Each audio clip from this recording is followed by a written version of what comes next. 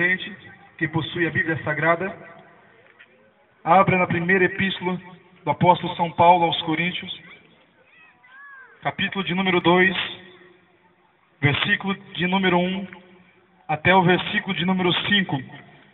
Você que está nos ouvindo, até onde o som dessa caixa alcança os seus ouvidos e possui a Bíblia aí dentro da sua casa, por gentileza, vamos acompanhar juntamente essa leitura.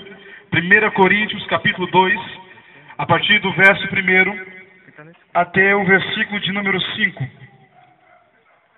1 Coríntios, capítulo 2, versículo 1, está escrito assim: Eu, irmãos, quando fui ter convosco, anunciando-vos o testemunho de Deus, não o fiz com ostentação de linguagem ou de sabedoria, porque decidi nada saber entre vós, senão a Jesus Cristo e este crucificado. E foi em fraqueza, temor e grande tremor que eu estive entre vós.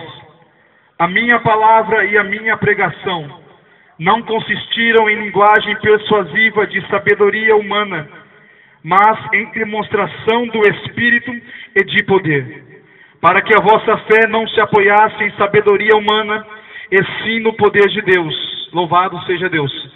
Eu quero fazer mais um momento de oração, não menosprezando a oração do adolescente que veio aqui, mas eu quero nesse momento orar a Deus e pedir ao Senhor que me dê graça para ministrar essa palavra. Você, amado ouvinte que nos ouve, saiba que Deus tem uma mensagem até o seu coração. Daí onde você estiver, você que não professa uma fé em Cristo Jesus ainda, mas que crê no poder da oração, feche os seus olhos, curve a sua cabeça, coloque a mão sobre o seu coração.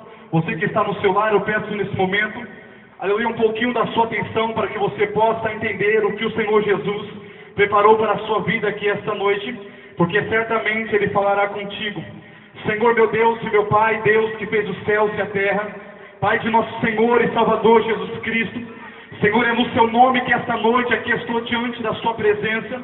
Mais uma vez eu te glorifico, Senhor, pela sua misericórdia, porque estou aqui diante dessa imensa responsabilidade de ministrar a sua palavra. Senhor, foi o Senhor quem deixou escrito: ide por todo mundo e pregai a minha palavra. O que cresce, meu Pai, nessa palavra seria, meu Deus, abençoado, mas aquele que não acreditasse nesse evangelho já estaria condenado.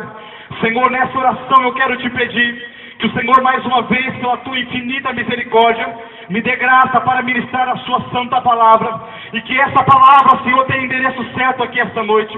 Prepara o coração desses ouvintes que estão nos ouvindo nesse momento, que essa palavra possa ir de encontro a cada vida, e aonde estiver uma vida que está precisando, meu Deus, de uma salvação, aonde estiver um enfermo que precisa de ser curado, em nome de Jesus Cristo eu profetizo que essa palavra vai de encontro às feridas do necessitado, e aonde estiver uma enfermidade, seja ela um câncer, seja ela uma AIDS, Senhor, eu profetizo a cura em nome de Jesus. Espírito Santo, foi lhe dado o nome que está acima de todo nome, o nome de Jesus Cristo, e eu profetizo através do nome de Jesus, aonde estiver alguém que está ouvindo esta palavra, Senhor, vai curando agora, visita com poder e salvação nesse momento, entra nos lares, meu Pai, deste bairro agora, em nome de Jesus Cristo, meu Pai, que a sua poderosa palavra possa produzir frutos dignos de arrependimento. É o que nós te pedimos e crendo já te agradecemos em nome de Jesus, em nome de Jesus. Querido ouvinte da palavra do Senhor, você que está nos ouvindo até onde o som dessa caixa alcança os seus ouvidos, o versículo que nós lemos aqui esta noite é um versículo bastante importante. Quando nós lemos aqui o versículo 1 ao versículo de número 5, do segundo capítulo de 1 Coríntios, nós vemos que um homem escreve essas palavras. A palavra de Deus diz que essas palavras são vivas, são eficazes, e quando a palavra de Deus vem, ela jamais retorna para Deus vazia, mas antes ela faz tudo aquilo que Deus apraz. Louvado seja o nome do Senhor. Eu abro um parênteses nesse momento e tomo a liberdade em dizer que essa noite você está sendo agraciado, porque você é mais um que terá o privilégio de ouvir essas palavras. Haja vista que essas palavras não são, aleluia, uma história, não são um mito, muito menos uma história em quadrinhos, ou muito menos uma literatura portuguesa. Haja visto que a Bíblia Sagrada é o único livro em toda a terra que está escrito assim diz o Senhor. Aleluia, haja vista que a Bíblia Sagrada é o único livro que nós palavras de salvação. Foi Jesus que outrora estava ministrando, aleluia, um dos seus sermões. E a multidão que estava acompanhando Jesus, que ouvia diariamente, aleluia, o seu sermão, os seus discursos, estava ouvindo Jesus falar, mas a Bíblia diz que aquelas vidas que estavam ali ao redor de Cristo começaram a ouvir o Evangelho de Cristo, mas acharam o Evangelho muito pesado, acharam um fardo que Jesus estava colocando, um fardo difícil de carregar, acharam, aleluia, aquele fardo difícil de carregar, mas a Bíblia diz que naquele momento as pessoas começaram a abandonar a Jesus, começaram a abandonar o sermão de Jesus, aleluia. Jesus olha para Pedro juntamente com os demais discípulos que estavam ali e diz: olha, vocês também não irão com estes. Mas Pedro, em uma atitude de fé, olha para Jesus e diz: Senhor, para quem iremos nós, se somente Tu tens as palavras de vida eterna? Queridos, e eu abro um parênteses para dizer aqui esta noite, para quem o homem, para quem a humanidade irá recorrer, se somente Jesus tem as palavras de salvação? Para quem, aleluia, a prostituta, para quem o homem viciado, para quem o drogado, para quem o ex-presidiário irá recorrer, se somente Jesus tem palavras de vida eterna? Quando eu olho para esses versos que nós lemos aqui, eu vejo que essa palavra não foi escrita por apenas um escritor comum, não foi escrita por um simples homem, mas foi escrito pelo apóstolo Paulo. Quando eu falo do apóstolo Paulo, eu falo de um homem dotado de sabedoria, porque foi ele quem escreveu 13 cartas que estão, aleluia, escritas no Novo Testamento. O Novo Testamento é composto de 27 livros, haja vista que metade desse livro foi escrita por esse homem. O apóstolo Paulo escreve, aleluia, essas palavras, e se nós olharmos a epígrafe desse texto, se você olhar para o título, aleluia, do capítulo 2, você vai olhar e vai notar que está escrito o caráter da pregação de Paulo. Vamos falar aqui um pouquinho sobre o caráter da pregação desse homem. Quando eu falo sobre o caráter, falo, aleluia, daquilo que está escrito. Quando eu falo do caráter, eu falo do conteúdo que esse homem deixou escrito aqui. O apóstolo Paulo, outrora sendo chamado Saulo, esse homem teve uma vida, aleluia, quem sabe uma vida aprazível. Esse homem, outrora chamado Saulo, teve uma infância solene. Ele não nasce em um subúrbio em Jerusalém. Ele não nasce, aleluia, nas favelas. É um menino que nasce em uma das famílias nobres da época. E quando esse homem, aleluia, teve um desenvolvimento da sua infância para a adolescência, os seus pais, que eram homens nobres da época, homens ricos, colocam ele em uma das melhores faculdades, colocam essa criança para estudar, aleluia, a lei da época. E nós vamos ver, aleluia, olhando para a biografia desse homem, olhando para a vida do apóstolo São Paulo, vamos ver que ele não era qualquer homem. Esse homem havia estudado, esse homem havia sido capacitado toda a sua infância, toda a sua juventude, dotado de uma sabedoria espetacular. Foi o apóstolo Paulo, aleluia, foi esse mesmo homem que, aleluia, recebeu aulas de Gamaliel. Gamaliel, a Bíblia diz que era um príncipe de Jerusalém. Na época, Gamaliel era um homem dotado de sabedoria, era um homem renomado, era um homem que possuía títulos, um homem que possuía uma posição social, aleluia, alta naquela época, e aonde esse homem passava era um homem requisitado pela sociedade. As pessoas tinham que prestar continência, tinham que olhar para aquele homem e dizer: olha, ali vai um homem requisitado, ali vai um homem que possui diplomas, ali vai um homem renomado.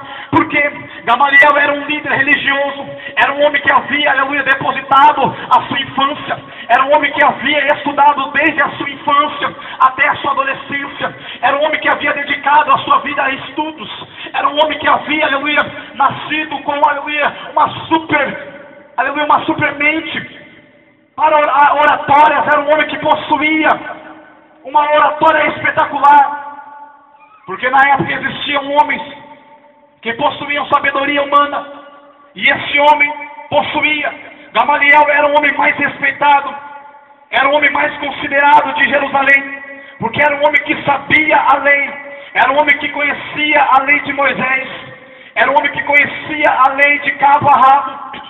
E o apóstolo São Paulo foi estudado por ele. Portanto, quando eu olho para a biografia da vida desse homem, eu vejo que foi ele quem deixou escrito palavras para a nossa vida, palavras para os dias de hoje. E quando eu olho ele escrevendo para a igreja que estava na cidade de Corinto, eu vejo que esse homem que havia absorvido os estudos de Gamaliel, Esse homem que durante a sua infância, durante o seu estudo, ele havia absorvido uma sabedoria tremenda. Era um homem que possuía vários títulos, era um homem que conseguiu para si várias posições sociais, era um homem que conseguiu para si um termo renomável, porque era um homem que quando passava, as pessoas temiam diante dele, porque era um homem que possuía sabedoria. Mas quando eu olho para a vida desse homem, eu vejo que tudo mudou, porque esse homem agora começava a perseguir a igreja de Cristo. Quando Jesus estava aqui na terra, antes da sua ascensão, Jesus deixa uma igreja fundada. Antes de Jesus subir ao céu, Jesus deixa uma igreja fundada aqui sob a liderança do apóstolo São Pedro. E quando Jesus sobe ao céu, ele disse para a igreja: olha, vocês têm a incumbência de uma missão. Vocês ficarão com a missão, aleluia, de levar essa palavra, de levar aquilo que vocês aprenderam comigo, a cura que eu realizei. Vocês levarão essas palavras para a geração futura. Vocês estão incumbidos para transmitir o meu evangelho. E aquele que acreditar nessas palavras estarão curados. Aqueles que acreditassem nessa palavra alcançariam a vida eterna. Mas aqueles que menosprezassem o evangelho, aleluia, já estariam condenados. Então Pedro, juntamente com a igreja primitiva, tem a difícil missão de conduzir essa palavra, de pregar o evangelho a toda a terra. Louvado seja Deus. Mas eu olho para a Bíblia Sagrada e vejo que dá-se início a uma grande perseguição contra a igreja de Cristo. Dá início a uma grande perseguição contra aqueles que anunciaram esta palavra. Eu disse aqui que a Bíblia Sagrada é o único livro que está escrito assim, diz o Senhor. Quando eu olho para a Bíblia Sagrada e encontro soluções para os meus problemas, eu vejo que não foram simplesmente homens que escreveram essas palavras. Eu vejo que foram homens inspirados pelo próprio Deus, homens inspirados pelo Espírito Santo, ao deixar aqui, nessas páginas sagradas, palavras que iriam alimentar a sua vida, porque foi a Bíblia quem disse que tudo nessa terra passa. Quando eu olho para a Bíblia Sagrada, eu vejo que tudo passa. Quando eu olho para a nossa existência, eu vejo que tudo aqui é terreno, e tudo que é terreno é passageiro, tudo que é terreno é transitório. Mas foi Jesus quem deixou escrito que um dia os céus e a terra passariam, mas que essas palavras jamais passariam, que as palavras jamais, aleluia, teriam fim. Hoje eu olho para a sua vida e vejo que o quadro da sua vida é mais ou menos assim. Quando é criança, é muito novo para Jesus. Quando ainda é jovem, está na adolescência, aleluia, ainda é novo para Jesus. Tem que curtir a vida, tem que curtir os prazeres mundanos. Quando, aleluia, cresce, cria um compromisso, casa-se, possui filhos e possui uma posição, aleluia, renomada na sociedade, e tem que exercer uma profissão para se autossustentar. Aí é muito ocupado para Jesus. Mas depois que vai de frente com o espelho, olha e vê que o tempo força você a amadurecer, e vê que a sua pele já está entrando em decomposição, e vê que você, aleluia, a velhice chegou, e você vê que tudo passa, que tudo passa. Foi a Bíblia quem deixou escrito que a vaidade é passageira, a juventude é passageira. Hoje os prazeres que você consegue para satisfazer o vazio do seu coração é passageiro. Mas a Bíblia diz que ainda que a terra passe, ainda que o céu passe, as palavras que Jesus deixou escrito são palavras de vida, são palavras que ainda que você, aleluia, caia aqui com um homem exterior, na outra vida você alcança a vida eterna por intermédio dessa palavra. Louvado seja o nome do Senhor. Graças a Deus. Mas o apóstolo Paulo leva uma vida miserável, sem conhecer a Jesus. Ele começa então a perseguir aqueles que ministravam essa palavra. Ele começa então a entrar e invadir as casas das pessoas que ministravam a palavra de Deus, que acreditavam e propagavam o Evangelho por intermédio do Espírito Santo. Quando eu olho para a Bíblia Sagrada e vejo que esse homem, foi ele quem deu início a uma opressão maligna, foi ele quem começou a açoitar os crentes, foi ele quem começou a açoitar aqueles que pronunciaram essas palavras. Mas no caminho para Damasco, quando o apóstolo Paulo consegue para si cartas com a intenção de ir até a cidade de Damasco, para ali aceitar, aprisionar algumas pessoas que acreditavam em Cristo, algumas pessoas que se diziam crentes, ele então no caminho para Damasco, a sua vida foi mudada, porque no meio do caminho ele ouve uma voz, e quando ele olha para cima ele vê, aleluia, um